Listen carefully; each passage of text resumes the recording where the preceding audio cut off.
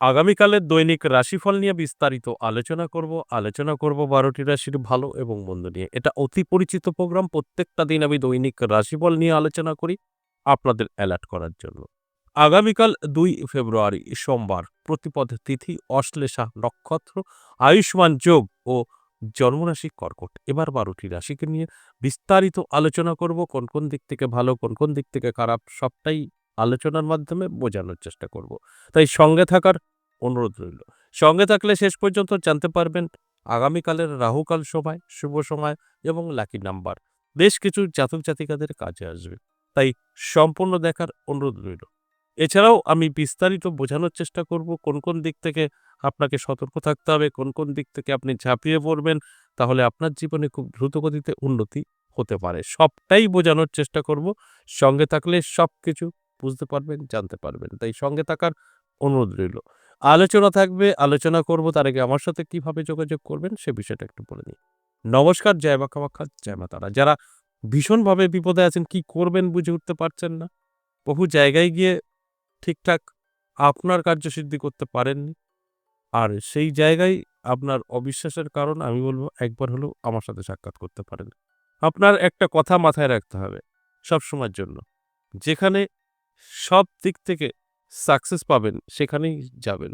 যেরকম আমরা কিন্তু কোনো রকম একটা রাস্তা নিয়ে পড়ে নেই যে আপনাকে শুধু অ্যাস্ট্রোলজির দিক থেকেই সাপোর্ট করব তা কিন্তু না। অ্যাস্ট্রোলজি আছে, তন্ত্র আছে, আমি নিজে তন্ত্র সাধক এবং শুধু তন্ত্র নয়, ওই লাল বাবা ফকেটিয়া নয়, আমি কিন্তু অঘরী এবং আমাদের বংশ থেকে বিলং করি এবং কাপালিক অঘরী।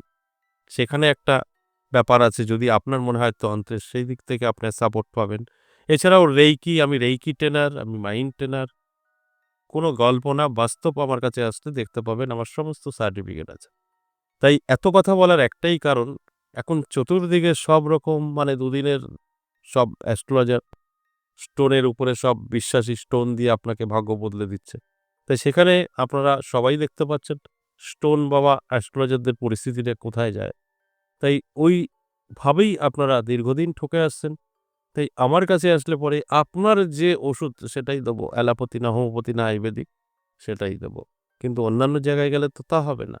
আপনার আয়ুর্বেদিকে যাবেন আয়ুর্বেদিক, হোমিওপ্যাথি যাবেন হোমিওপ্যাথি, অ্যালোপ্যাথি অ্যালোপ্যাথি। অর্থাৎ আপনি যাবেন অ্যাস্ট্রোলজিতেই, তার বাইরে ওদের কোনো ক্ষমতা নেই, বা তন্ত্রে যাবেন সেই লাল বাবা তন্ত্র।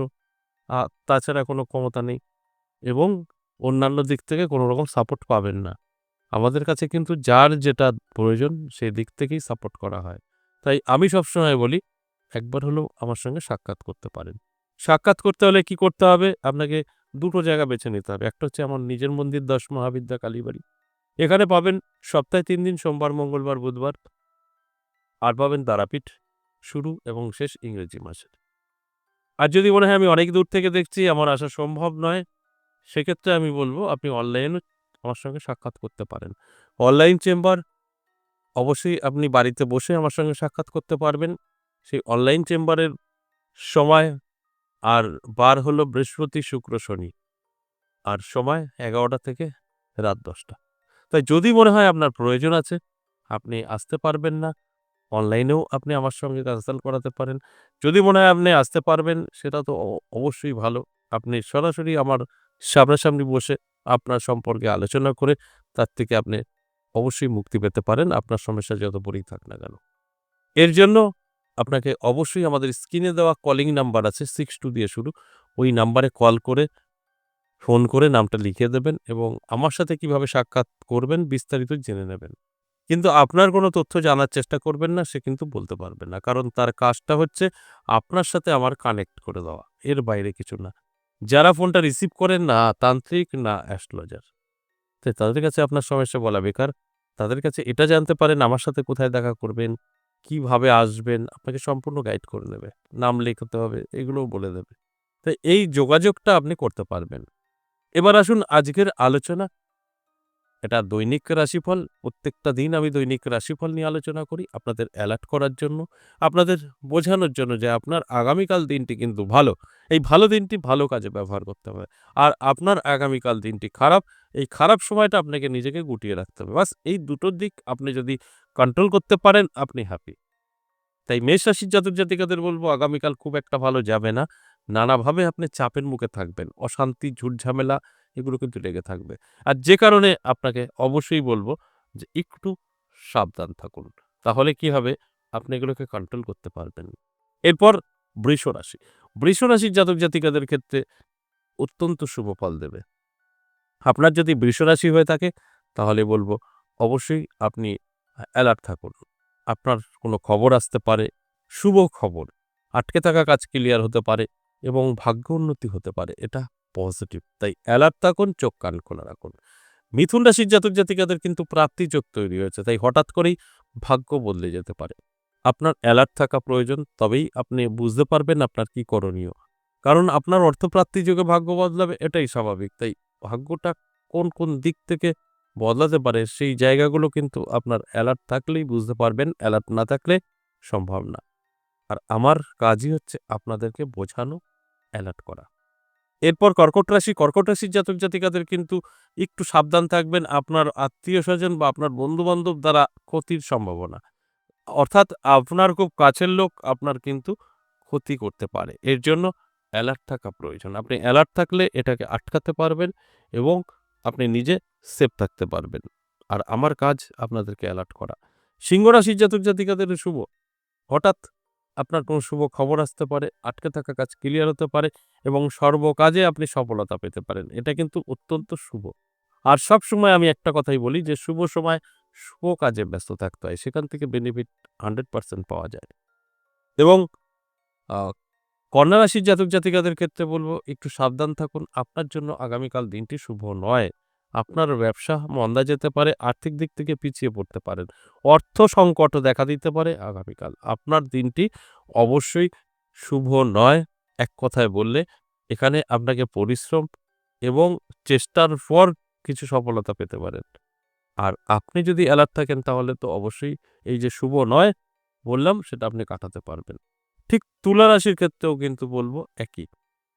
এই তুলা রাশির জাতক-জাতিকাদের স্বাস্থ্য ভালো যাবে না। হঠাৎ চোট লাগা, আঘাত লাগা, ছোটখাটো অ্যাক্সিডেন্টের যোগ এবং স্বাস্থ্যের যত্ন নেবেন। আর এটা অবশ্যই আপনার সঙ্গে ঘটবে। তাই অ্যালার্ট থাকতে হবে, চোখ কান খোলা রাখতে হবে। তাহলে দেখবেন আমার কথাগুলো আপনি শুনে নিজেকে সেফ রাখতে পারবেন। নিজেকে কন্ট্রোল করতে পারবেন। যে কথাটা আমি শুরুতেই বলেছি যে আপনি যদি জানতে পারেন আপনার খারাপ কিছু অপেক্ষা করছে সেটা আপনি আটকাতে পারবেন। আপনি যদি জানেন আপনার ভালো কিছু অপেক্ষা করছে সেটাকে দ্রুত গতিতে আপনার জীবনে এপ্লাই করতে পারবেন। সেখানে দাঁড়িয়ে অবশ্যই আপনার একটা কথাই বলব যে আগে ভালো করে এই আলোচনাগুলো শুনে নিজের জীবনে এপ্লাই করলে তারপরেই কিন্তু ফলাফল পাওয়া যায়। বৃশ্চিক রাশির জাতক-জাতিকাদের যথেষ্ট শুভ সময় থাকবে। নানা দিক থেকে আপনার কোনো শুভ খবর আসতে পারে, নতুন বন্ধু-বান্ধবী তৈরি হতে পারে, যেখান থেকে আপনার ভাগ্য বদলাতে পারে। এগুলো পজিটিভ। পজিটিভ দিকগুলো অবশ্যই আপনার জীবনে এপ্লাই করুন। দেখবেন জীবনের পরিবর্তন আপনি নিজেই ঘটাতে পারবেন। ধনু রাশির ক্ষেত্রে বলব অবশ্যই শুভ। ধনু রাশির জাতক-জাতিকাদের হঠাৎ করে ভাগ্য বদলাতে পারে, নানা দিক থেকে আর্থিক উন্নতি হতে পারে চোখে পড়ার মতো বা নানাভাবে তাদের জীবনে কিন্তু ভাগ্য বদলানোর মতো সুযোগ আসতে পারে। এইগুলো সবই আপনার সঙ্গে ঘটবে যদি আপনি অ্যালার্ট থাকেন, যদি আপনার জীবনে এপ্লাই করেন তো। অ্যালার্ট না থাকলে কিন্তু সম্ভব না। এটা আমি বলব, আপনি শুনে যাবেন, মাঝখানে কিছুই হবে না। তাই অ্যালার্ট করার জন্যই এই আলোচনা। মকর রাশির জাতক-জাতিকাদেরও কিন্তু যথেষ্ট পজিটিভ থাকবে। হঠাৎ করে ভাগ্য বদলাতে পারে, নানা দিক থেকে অর্থ এসে ধরা দিতে পারে। এটা পজিটিভ। আর পজিটিভ দিকগুলো তো অবশ্যই আমি সবসময় বলি যে আপনার অ্যালার্ট থাকা প্রয়োজন এবং এই পজিটিভ দিকগুলো পজিটিভ ভাবেই দেখা প্রয়োজন। সেখান থেকে 100% বেনিফিট আমরা কিন্তু পেতে পারি। কুম্ভ রাশির জাতক-জাতিকাদের সাবধান থাকতে বলব। নানা দিক থেকে সমস্যা তৈরি হবে, বন্ধু-বান্ধবীর সাথে অশান্তি তৈরি হবে, লাভ রিলেশনে ফাটল ধরবে। এগুলো সবকিছুই ঘটতে পারে আপনার জন্য। অর্থাৎ এই কুম্ভ রাশির জাতক-জাতিকাদের। তাহলে কি হলো? আগামীকাল দিনটি খুব একটা শুভ নয়। সর্বশেষ মীন রাশি ভীষণ শুভ। হঠাৎ আপনার একটা শুভ খবরে ভাগ্য বদলে যেতে পারে। যে খবরটা আপনার জন্য ভীষণ প্রয়োজনীয় এবং আপনি যেকোনোভাবেই হোক না কেন আর্থিক দিক থেকে অনেকটা শক্তিশালী হবেন। নানাভাবে আপনি কিন্তু আপনার জীবনকে সামনের দিকে এগিয়ে নিয়ে যেতে পারবেন। কারণ এই সুযোগগুলো আপনার জীবনে আসবে আর আপনাকে এপ্লাই করতে হবে। যে কারণেই এই আলোচনা। তাহলেই কিন্তু এর বেনিফিট আপনি পাবেন। এই যে আলোচনা করলাম মেষ থেকে মীন ১২টি রাশি, এটা সম্পূর্ণ এভারেজ এবং সর্বজনীন। সেক্ষেত্রে একটা রাশি ধরে, ধরে কখনো বলা সম্ভব না যে মিলবে। এখান থেকে 50% জাতক জাতিকাদের মিলবে, 50% মিলবে না। এবার আসুন আগামীকালের রাহুকাল সময়। আগামীকালের রাহুকাল সময় সকাল ৭টা ৩৯ থেকে সকাল ৯টা ৩ এই সময়টা রাহুকাল। এছাড়া সারাটা দিন শুভ। এবার লাকি নাম্বার। লাকি নাম্বার 6, 4, 9 এবং 7। এই নাম্বারটা সকলের জন্যই প্রযোজ্য। তাই যদি আপনার খুব প্রয়োজন থাকে এই নাম্বারটা অবশ্যই আপনি ভালোভাবে আপনার কাজে লাগাতে পারেন। আজ এ পর্যন্তই। আবারও আসবো নেক্সট ভিডিও নিয়ে। ততক্ষণ ভালো থাকুন। নমস্কার।